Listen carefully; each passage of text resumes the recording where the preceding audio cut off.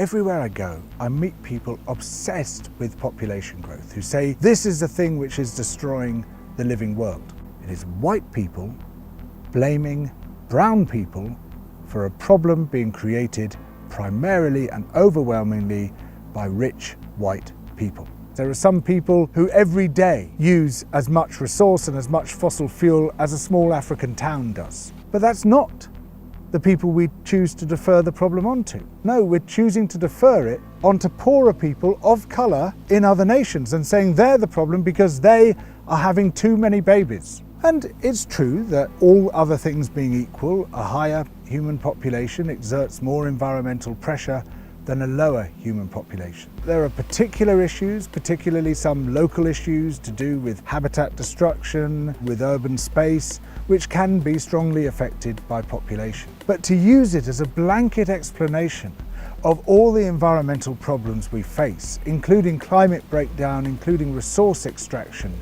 is to grossly misrepresent the situation.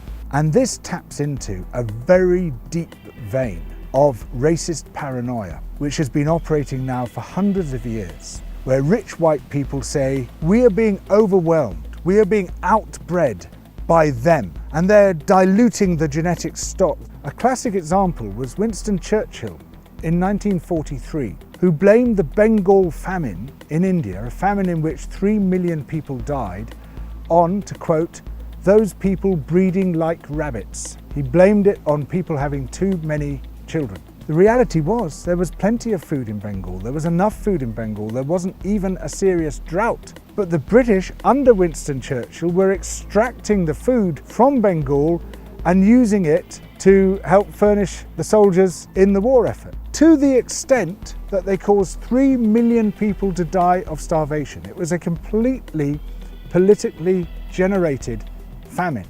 This as an example of pure Malthusiasm. Thomas Malthus, an English clergyman in the late 18th century, claimed that it was ridiculous to give people food relief or poor relief because that would just encourage them to breed more. We have to cut them off to discourage them from breeding, and that will eventually solve the problem. And this has been picked up again and again by politicians all over the world. The Nazis were great enthusiasts, but so were a large number of English public figures, and they are to this day. For instance, when the Conservative Work and Pensions Secretary, Ian Duncan Smith, tried to impose a 2-child rule, that we're going to reduce your benefits if you have more than 2 children, because he genuinely believed that giving people benefits would encourage them to breed more, just as Thomas Malthus did. And all this becomes sharpened by some new research published in 2020 showing that we're likely to see peak population now as early as 2064, after which it will start to decline, and that the population is likely to peak far lower than many people claimed. 23 nations will see their populations halve by 2100, and those populations will be overwhelmingly dominated by older people because so few children have been born. So some people are saying, well, yes, I sort of accept what you're saying, but it's the overpopulation in countries like ours which is the issue. People coming into the country, that's where the problem lies. I am population, they are overpopulation. The over comes from immigration. That's the story.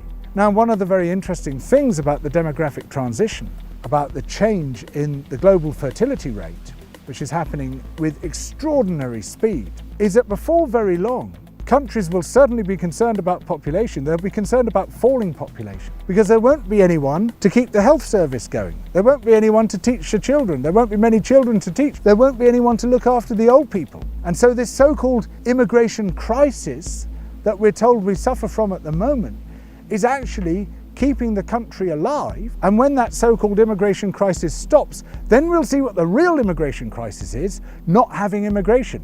What the whole obsession with population is about the denial of our common humanity. It's about othering the people from other nations, people of different colours, people of different cultures, and saying they are overpopulation, we are population, they are the problem. And their very existence is a problem. And that all ties into the narrative of those other people are coming over here and they are invading us and they are swamping us. And this is how We can demonise people to the extent that we would rather see them drown at sea than grant them safe haven on our own shores.